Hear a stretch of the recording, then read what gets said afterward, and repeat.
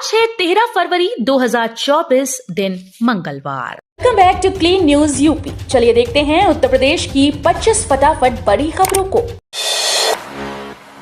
UP के 13 राजकीय औद्योगिक प्रशिक्षण संस्थानों को सौर ऊर्जा से लैस करेगी योगी सरकार। यूपी सरकार ने स्वच्छ ऊर्जा को बढ़ावा देने के लिए विस्तृत कार्य योजना पर कार्य करना शुरू कर दिया है। अब योगी सरकार ने 13 राजकीय औद्योगिक प्रशिक्षण संस्थानों को सौर ऊर्जा से लैस करने की प्रक्रिया शुरू कर दी। योगी सरकार के द्वारा 3.10 करोड़ रुपए की धनराशि को प्रशासकीय व वित्तीय स्वीकृति प्रदान करते हुए जारी कर दिया गया। इसके जरिए हरदोई, पीलीभीत, कुशीनगर, बाराबंकी, मथुरा, महाराजगंज, कन्नौज, देवरिया और आगरा के राजकीय औद्योगिक प्रशिक्षण संस्थानों को सौर ऊर्जा संयंत्र युक्त बनाने की प्रक्रिया को गति देने में मदद मिलेगी। मस्जिद निर्माण के लिए मक्का मदीना से आई पवित्र ईंट अप्रैल में पहुंचेगी अयोध्या। भव्य मंदिर में रामलला की प्राण प्रतिष्ठा के बाद अब मस्जिद निर्माण की कवायद भी तेज हो गई है। इस्लाम के सिद्धांतों पर 5 मीनारों वाली मोहम्मद बिन अब्दुल्ला मस्जिद के निर्माण के शुभारंभ के लिए पवित्र ईंट को मक्का शरीफ और मदीना शरीफ में पवित्र आबे जमजम और इत्र से गुसल देकर भारत लाया गया। पवित्र ईंट मुंबई पहुंच गई है, अप्रैल में अयोध्या पहुंचेगी। बसंत पंचमी के लिए प्रयागराज की 10 स्पेशल ट्रेन चलेंगी। भारतीय रेलवे अब माघ मेले के प्रमुख स्थान पर बसंत पंचमी की तैयारियों में जुट गया है। बसंत पंचमी स्नान पर्व पर रेलवे 10 स्पेशल ट्रेन चलाएगा। बनारस से रामबाग के लिए आज 13 फरवरी को स्पेशल ट्रेन रात 10:30 बजे चलकर रात 2 बजे प्रयागराज रामबाग आएंगी। यहां से बनारस के लिए विशेष गाड़ी 14 फरवरी की सुबह 9:25 पर चलेगी। इसी तरह बनारस से 14 फरवरी की सुबह 8 बजे प्रयागराज रामबाग के लिए एक दूसरी स्पेशल ट्रेन चलेगी जो सुबह 11:30 बजे यहां पहुंचेगी। यूपी के प्राथमिक स्वास्थ्य केंद्रों पर अब शाम 5 बजे तक मिलेगा इलाज। सभी सीएमओ को जारी हुआ आदेश। यूपी के प्राथमिक स्वास्थ्य केंद्र का समय बदल गया है। पीएचसी अब सुबह 9 से शाम 5 बजे तक खुलेगी। ये समय सर्दी और गर्मी समेत हर मौसम में रहेगा। जिन पीएचसी पर पार्ट टाइम मेडिकल अफसर हैं वहां रात 8 बजे तक ओपीडी सेवाएं देनी होंगी।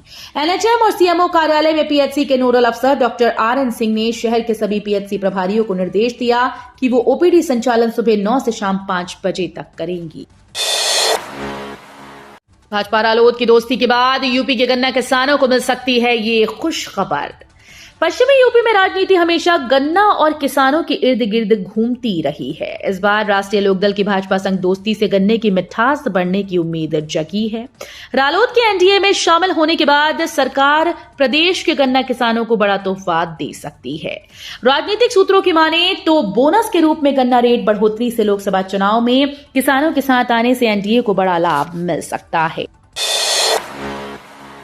गोरखपुर टीबी हॉस्पिटल के 45 कर्मचारी एक साथ बर्खास्त। सीएमएस बोले फैसला नहीं स्वीकार। गोरखपुर एयरपोर्ट के पास स्थित 100 बेड टीबी अस्पताल के आउटसोर्सिंग कर्मचारियों को बायोमेट्रिक हाजिरी के नाम पर अनाप शनाप वेतन कटौती का विरोध करना भारी पड़ गया।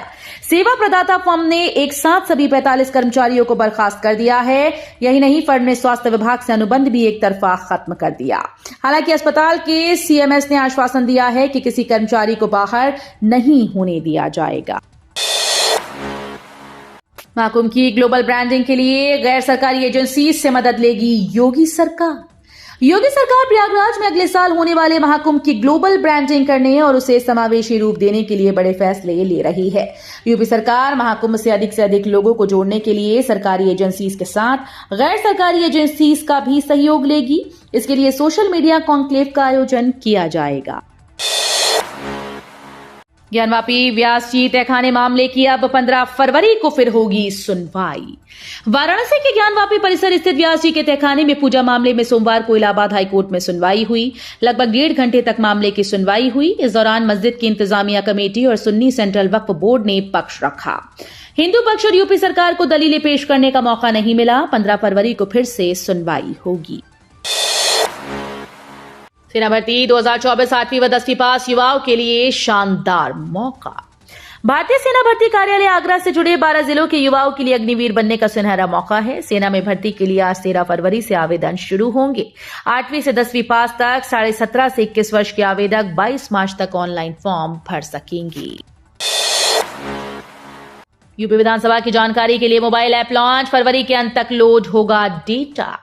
यूपी विधानसभा अध्यक्ष सतीश महाना और एमएसएमई मंत्री राकेश सचान ने उत्तर प्रदेश विधानसभा की डिजिटलाइज्ड कार्यवाहियों के लिए intelligent search mobile app launch किया। सतीश महाना ने कहा कि 2 वर्ष में यूपी विधानसभा में कई नए काम किए हैं। उन्होंने बताया कि प्रधानमंत्री नरेंद्र मोदी ने विधानसभा के कामकाज को लेकर टिप्स दिए थे। मुख्यमंत्री योगी आदित्यनाथ से बात कर उन्हें आगे बढ़ाया गया। विधानसभा ने कई नवाचार किए। उन्होंने बताया कि फरवरी के अंत तक इस ऐप में डेटा लोड हो जाएगा। बजट में 2000 करोड़ रुपए का प्रावधान, रफ्तार पकड़ेगा गंगा एक्सप्रेस वे का काम। प्रदेश के 12 जिलों को जोड़ने वाले इस एक्सप्रेसवे के निर्माण की गति फिलहाल बदायूं में सबसे धीमी है। बजट में सरकार ने गंगा एक्सप्रेसवे के लिए 2000 करोड़ से ज्यादा का प्रावधान किया। ऐसे में निर्माण कार्य में तेजी आने की उम्मीद है।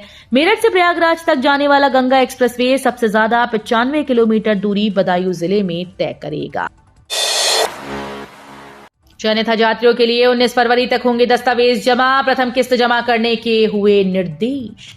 हज 2024 के लिए चयनित हज यात्रियों को अपनी पहली किस्त 81,000 रुपए की पे इन स्लिप, मूल अंतर्राष्ट्रीय पासपोर्ट, मेडिकल एंड फिटनेस प्रमाण पत्र, हज आवेदन पत्र और घोषणा पत्र जमा करने के निर्देश दिए गए हैं। हज यात्री 19 फरवरी तक अपने दस्तावेज जमा कर सकते हैं। मुख्यमंत्री योगी का दावा, पिछले वर्ष का 99% से ज्यादा गन्ना मूल्य का भुगतान किया जा चुका है। मुख्यमंत्री योगी आदित्यनाथ ने सोमवार को शुकतीर्थ बांगर से ग्राम परिक्रमा यात्रा का शुभारंभ किया। इस दौरान उन्होंने सरकार की विभिन्न योजनाओं के लाभार्थियों से संवाद करते हुए कहा कि पिछले वर्ष का 99% से ज्यादा गन्ना मूल्य का भुगतान किया जा चुका है। प्रदेश में क्रियाशील 119 चीनी मिल में से 105 चीनी मिलें 10 दिन से कम समय में गन्ना किसानों का भुगतान कर रही हैं। यूपी में राहुल गांधी की यात्रा शुरू होते ही प्रियंका गांधी भी होंगी शामिल। कांग्रेस नेता राहुल गांधी की भारत जोड़ो न्याय यात्रा अगले हफ्ते यूपी में प्रवेश करेगी। यात्रा के यूपी में प्रवेश करते ही कांग्रेस की महासचिव और राहुल गांधी की बहन प्रियंका गांधी भी इस यात्रा में शामिल हो जाएंगी। राहुल की यात्रा पूर्वांचल के रास्ते यूपी में प्रवेश करेगी और बुंदेलखंड के रास्ते एमपी चली जाएगी। इस दौरान यूपी में पूरे रास्ते प्रियंका गांधी भी मौजूद रहेंगी। अन्नदाता तीसरी बार बनाएंगे भाजपा सरकार। मुजफ्फरनगर में बोले सीएम योगी। ग्राम परिक्रमा यात्रा का किया शुभारंभ। मुख्यमंत्री योगी आदित्यनाथ ने शुकतीर्थ स्थित खेल मैदान में ग्राम परिक्रमा यात्रा का शुभारंभ करते हुए कहा कि ये पावन धरती है जहां पर 5000 वर्ष पूर्व सुखदेव जी ने राजा परीक्षित को श्रीमद् भागवत कथा सुनाई थी। ये धरती जन और जीवन दोनों को धन्य करती है। हमने जो यहाँ वादे किए थे उन सबको पूरा किया।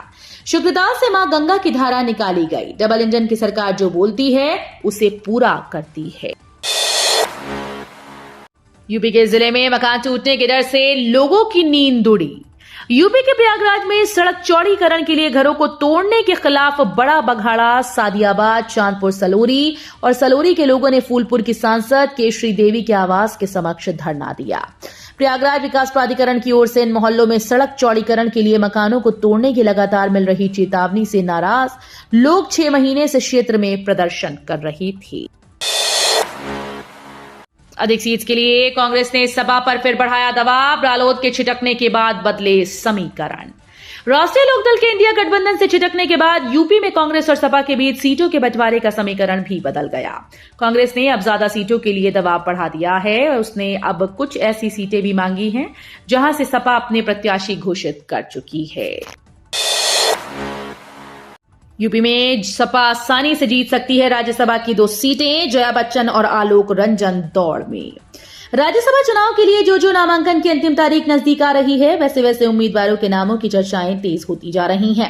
राज्यसभा की 10 सीटों के लिए होने वाले चुनाव में समाजवादी पार्टी मौजूदा संख्या बल के दम पर 2 सीटें आसानी से जीत सकती है।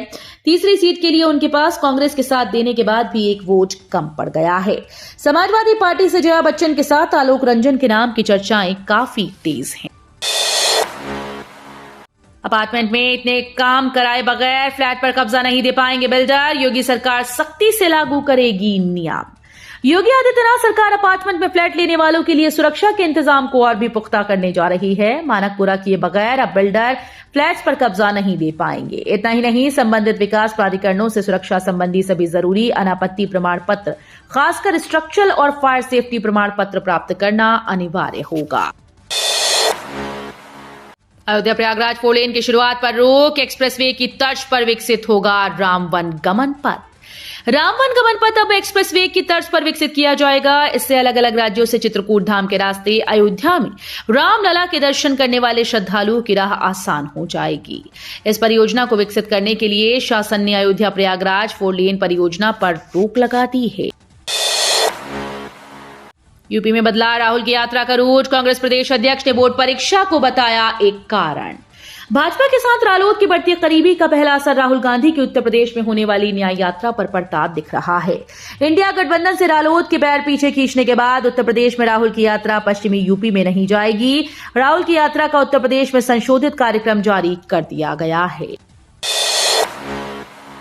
पेटीएम को बचाने के लिए आ गया है छोटे कारोबारी। कंपनी ने सेवाएं जारी रखने का दिया भरोसा। फिनटेक कंपनी पेटीएम की पेरेंट कंपनी 197 कम्युनिकेशंस ने कहा कि संकट के समय में उसे छोटे कारोबारियों का सहयोग मिला है। इन मर्चेंट पार्टनर्स ने पेटीएम पर भरोसा जताया। इसके बदले में कंपनी ने उन्हें सेवाएं जारी रखने का भरोसा दिया। फिनटेक कंपनी का दावा है कि इस पार्टनर्स को हमारी पेमेंट प्रोसेस को आसान बनाने की काबिलियत पर पूरा भरोसा है। सीबीएसई ने 30 फेक एक्स हैंडल की जारी की सूची। केंद्रीय माध्यमिक शिक्षा बोर्ड ने एक्स पर सीबीआई के नाम और लोगों का उपयोग करके 30 फेक एक्स हैंडल की सूची साझा की। इसमें कहा गया कि फर्जी हैंडल के खिलाफ उचित कार्रवाई शुरू की जा रही है। इसके अलावा सीबीएसई ने लोगों से फर्जी हैंडल को फॉलो न करने की अपील की है। सीबीएसई का कहना है कि फेक अकाउंट से गलत सूचनाओं पर रोक लगाना है, इसलिए केवल सीबीएसई के आधिकारिक एक्स हैंडल पर फॉलो करें। जयंत चौधरी ने किया एनडीए में शामिल होने का ऐलान। राष्ट्रीय लोकदल प्रमुख जयंत चौधरी ने सोमवार को समाजवादी पार्टी का साथ छोड़कर भाजपा से गठबंधन और एनडीए में शामिल होने का ऐलान कर दिया। मीडिया से बातचीत में जयंत चौधरी ने सपा से अलग होने और भाजपा से गठबंधन के कारणों पर स्थिति साफ की। रालोद के एनडीए में शामिल होने की अटकलें पिछले एक हफ्ते से लगाई जा रही थीं। इशारों ही इशारों में अभी तक बातें हो रही थीं। जयंत ने सपा नेता रविदास मल्होत्रा के दावे और रालोद के 4 विधायकों की नाराजगी की खबरों पर भी अपनी राय रखी। दिल्ली के सीएम केजरीवाल ने किए रामलला के दर्शन। बोले मंदिर का निर्माण विश्व के लिए सौभाग्य की बात।